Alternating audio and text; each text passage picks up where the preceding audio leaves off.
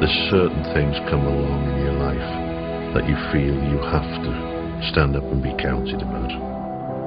It's said that we're cynical about politics these days, that turnout at elections and our trust in politicians is at an all-time low. But when something affects you, your family, your livelihood, or your most cherished beliefs directly, then it's a different story. Most of us had never done this before. We didn't know what we were capable of. And of course in the weeks after that, we realised that we could defy the police and sort of do more and more.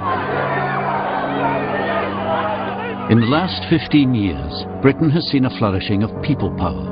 Mass movements of ordinary folk focused on single issues. I was definitely angry.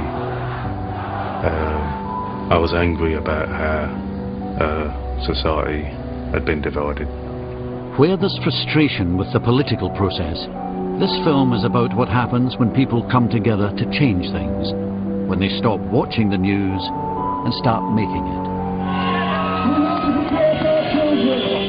Let's take on the government, let's take on the legal system in this country, and let's try and make a difference. I mean, you only live once.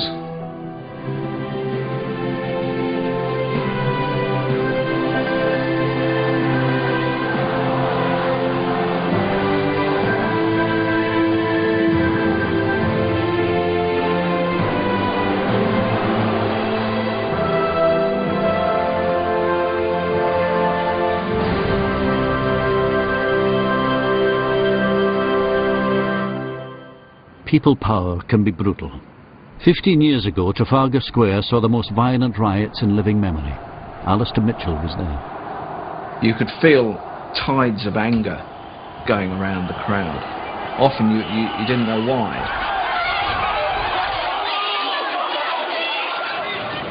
Robert Ray was there too. He was 17 and studying for his A-levels. The only way I can describe it is it becomes like a medieval battle. Well, I wasn't under any illusion that I was going to prison. Footsteps on the balcony. Knock, knock, knock.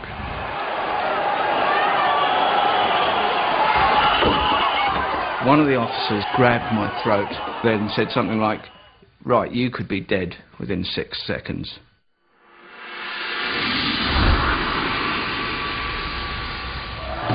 More than 300 arrested in London's night of riots.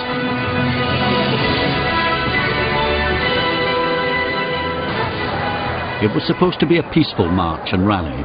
Organisers claimed 200,000 people turned up.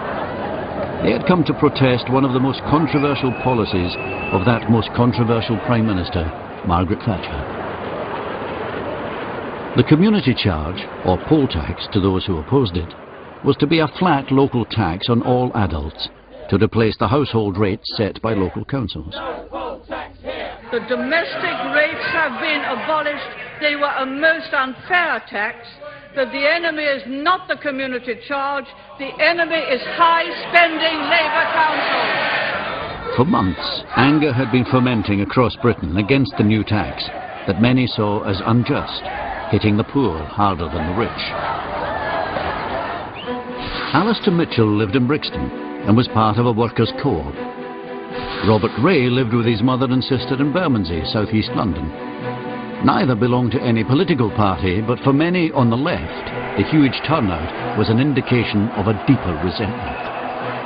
There was one last hurrah of the left, one last hurrah, one last charge, if you like. The decade leading up to March 31st, 1990 was a very divisive one. You had a lot of social conflict, you had a lot of industrial conflicts going on. It was a tinderbox. It was because all these people were so angry. It is a personal decision whether people pay or do not pay. My wife, well then girlfriend, and her partner were making a video film about the poll tax movement, and my role was to take stills. Police first encountered problems after a sit-down protest outside the gates of Downing Street, in defiance of march organisers. Trapped in Whitehall, Alistair found himself at that flashpoint. I was able to climb quite a sturdy steel bus stop and ended up about 7 foot in the air, and I was able to have a much better view up there and shot off a series of stills.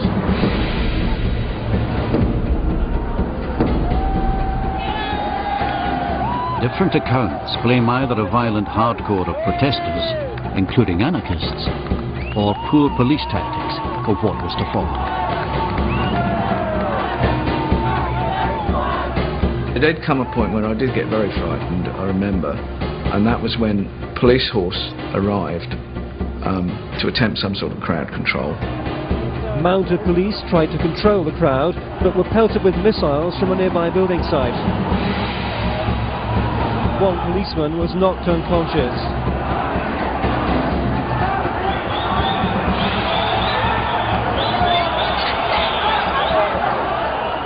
One end of Whitehall was sealed off, and at the other end, police were trying to move demonstrators back into an overflowing Trafalgar Square. The result was chaos and running battles between police and some demonstrators.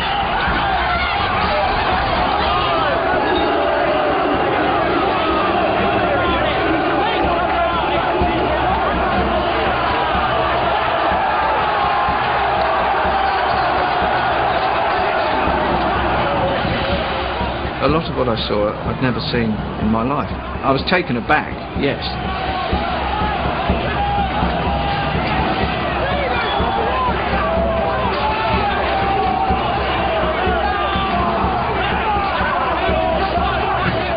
It was difficult to know what to focus on. There was just so much going on.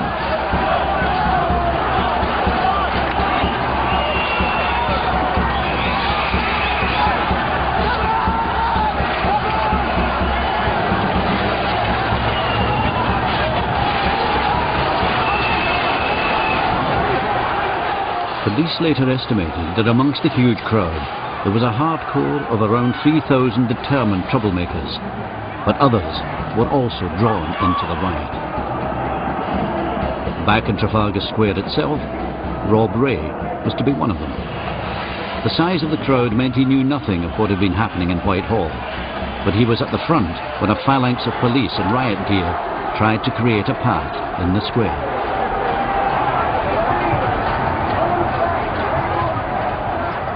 You had the police trying to clear the crowd or attacking the crowd, depending on which side of the fence you were standing on, really.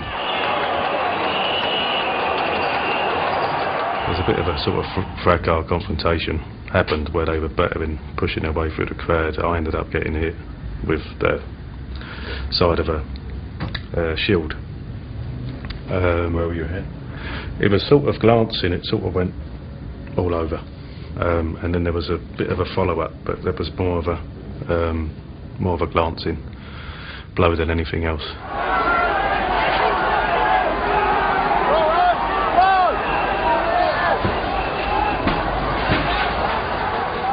As a 17-year-old, you're not really going to think, right, well, okay, I need to go home now. That's not really how human nature works. There is an element to it that you either you get. It's fight or flight. You either do stand or you do run. For whatever reason, I didn't choose to run. From then on, Rob Ray was increasingly involved in the medieval battle he recalls.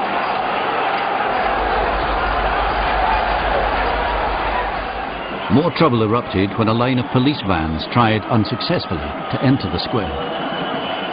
Effectively what happened was when the vans drove into the crowd, they become trapped because there was so many demonstrators in front of them and to the side of them that they couldn't reverse. A couple of people had been hit by the van, and that served to antagonise the crowd even more.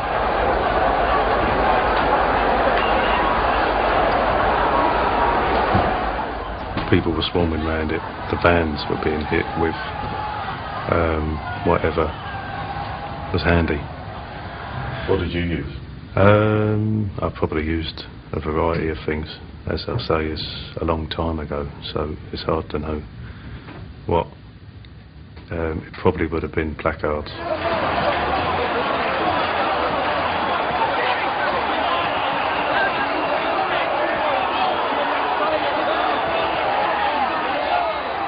All rational and logical thoughts about what you're doing or why you're doing them or whatever, they go out the window. It's at the moment.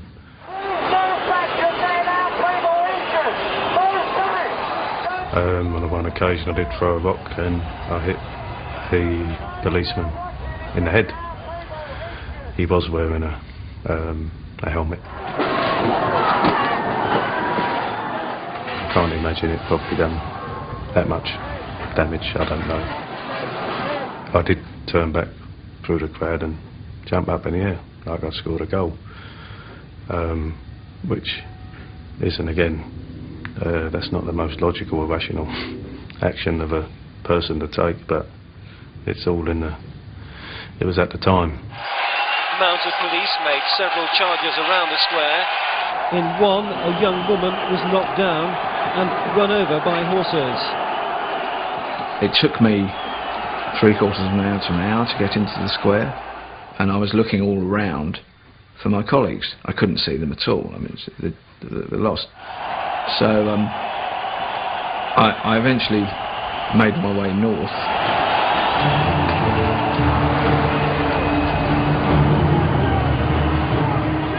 This was people power, out of control. To some, the images of that day became icons of anarchy. To others, of potent resistance, finally, to the government of Mrs. Thatcher.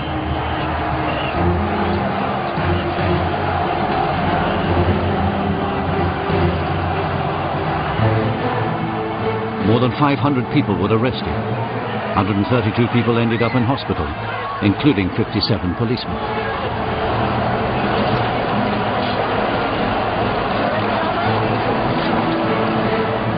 Officers tried to clear Trafalgar Square by forcing the crowds through London's West End, but the trouble continued there.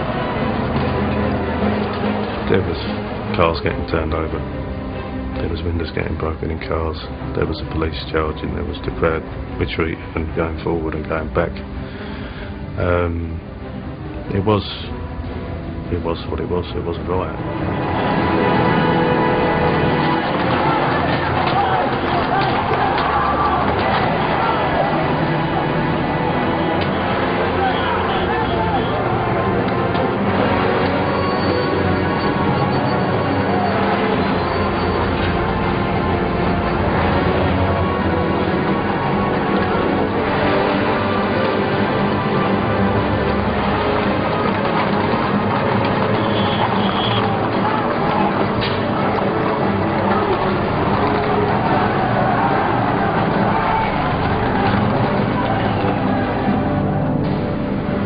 Seen quite a number of people being arrested by the police, but I saw a young man. I caught a glimpse of him through the legs of 4 or 5 policemen who were around him. It was clear that one of the officers around him, I couldn't tell who, had their thumbs under his chin like this. I shouted out something like, "Don't do that, you could kill him in 8 seconds." Having shouted this, I noticed a couple of the officers peel off from the group and make towards me. Alistair was arrested, roughly, during the course of which tendons in his index finger were snapped. He was held in a police cell overnight. And one of them said, "Book this one in for obstruction and assault on me." Rob Ray, meanwhile, had been home to change before returning to a still smouldering West End to spend the evening with his girlfriend in a nightclub. And there was sort of small televisions behind the bar, and there was obviously showing footage of the day And if people want to change the law, then they vote for a change in the law. Nothing can condone this sort of behaviour. The riot was a national trauma. The tone of newspaper coverage prepared Alistair for a rough ride in court, charged with affray, assault and actual bodily harm.